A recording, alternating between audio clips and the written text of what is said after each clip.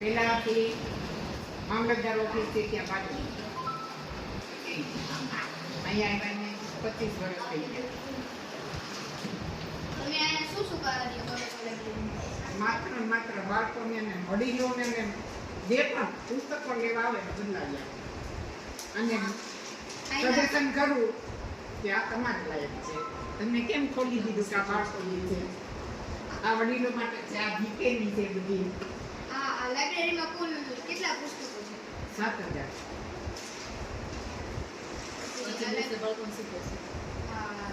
બાળકોને આ પુસ્તકો વિશે શું કહેવું? હું તો એટલું જ કહું કે બાળકોએ વાંચવું જ જોઈએ ફરજિયાત. મોબાઈલના જે સંગ છે ને એના કરતાં સારું રહેશે તમારી આંખ અને મગજ બંને સરસ રહેશે, એટલું સમજુ. કારણ મેં મોબાઈલ મારી પાસે છે જ બિંદાસ છું, કોઈ ડિસ્ટર્બ ન કરી શકે. મને ખાલી ઘરે બોલાવી જાય તો મને સવારના 7 વાગે હું આવી જાઉં અને સાંજે 7 વાગે બોલાવી મારી ડ્યુટી નું હોય તો આવી જ જાઉં.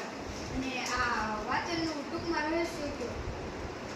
તેનું રહસ્ય તમે બધા સમજો છો, જે મોબાઈલમાં સમજો છો મારા સમજવું પડશે. પુસ્તકોમાં જે જ્ઞાન છે ને એ ક્યાંય નહીં મળે તમને, કારણ કે આટલી બધી આટલા મગજ કામ કરતા છે. જેટલા લેખકો, જેટલા કવિઓ, જે કઈ બધા જ્ઞાન પીરસશે. તમે લાઈફમાં અંદાજે કેટલા પુસ્તકો વાંચ્યા? 11 લાઇબ્રેરી. 11 લાઇબ્રેરી હું બિહાર, બંગાળ, અમદાવાદ અને આ કુકાઓમાં 40 વર્ષથી આમાં છું ને અત્યાર સુધીમાં 11 લાઇબ્રેરી વાંચી છે. બધું ડિલેટ કરી અને અત્યારે માત્ર પુષ્ટિમાં બી પુસ્તકો બાકી કાંઈ નહીં.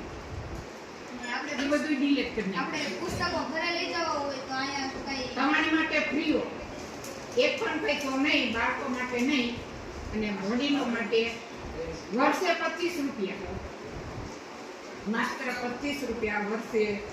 એની ટોકન ફી કહેવાય, ઘસારા ફી કહેવાય. એનાથી આગળ કોઈની ફી ના કહેવાય એમ કહી દેવાય, પણ અમારા સભ્ય ફી નોંધવી પડે એટલે 25 રૂપિયા લઈએ. આનો ટાઈમ શું છે?